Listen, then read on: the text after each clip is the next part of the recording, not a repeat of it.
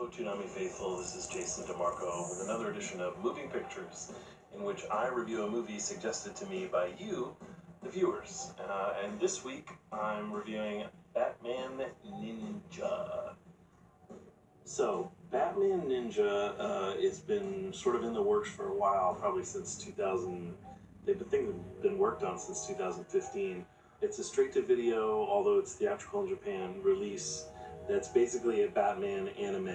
The look of it is a toon-shaded anime, but it's the best-looking toon-shaded CG treatment of anything I've ever seen. So it's definitely not, when you hear toon-shaded, don't let that make you think of all the bad toon shading stuff you've seen over the years. This is really, really visually sumptuous.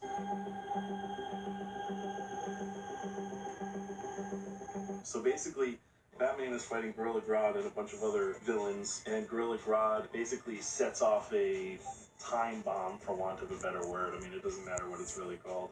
And all the villains get sucked into this vortex and end up in feudal Japan in the Edo period. Batman is on the edge of this explosion and ends up being sucked in as well. But because he was on the edge, everybody else has been there first.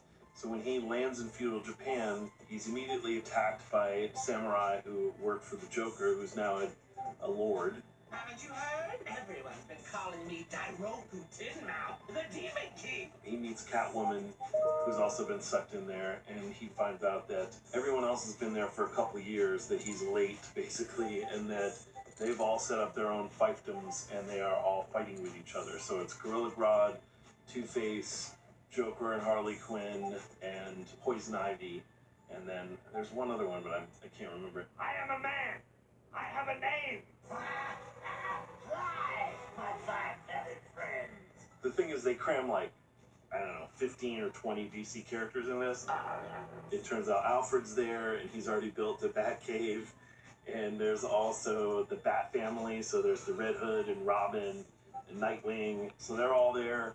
So Batman hooks up with them, and basically he has to get essentially a battery from each of the lords so that they can fire up the machine again, the quantum engine, and get everybody back home. So Batman makes a deal with Gorilla Grodd, who, of course, double-crosses him. What do you say, Batman?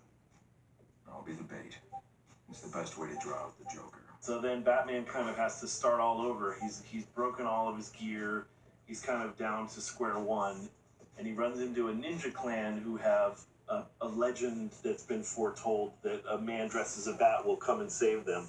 So he hooks up with the ninja clan, and they basically go about dismantling these bad guys one by one.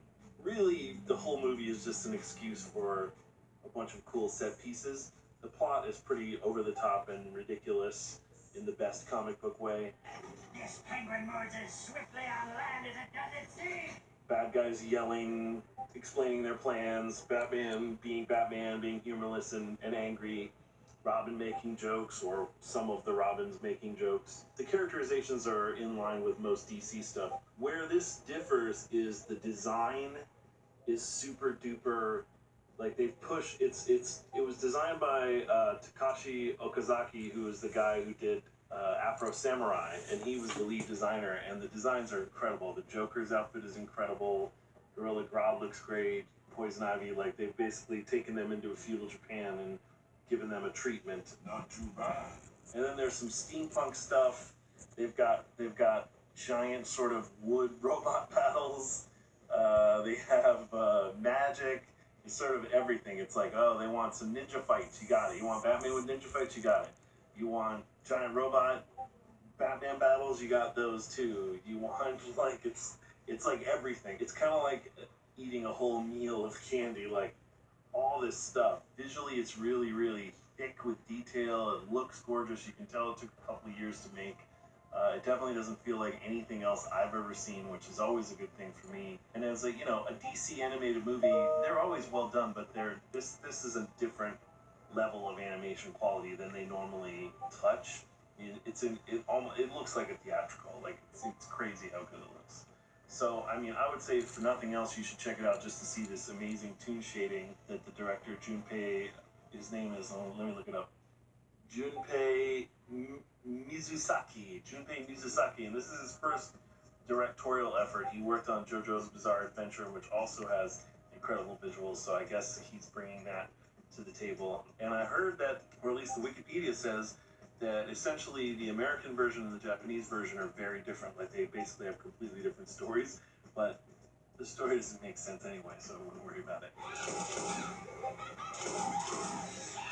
So I would say this is worth checking out if you like DC animated movies, if you are interested in an anime take on Batman, on the Batman mythos, if you're interested in shutting your brain off and just seeing a fun action movie that uses color and movement really well, I think this is a good one for that. I really enjoyed Batman Ninja. I hope you do too, and hit me up with your next suggestions at ClarkNova1 on Twitter, or on our Toonami Facebook, I guess. Yeah, I can't think of anything else.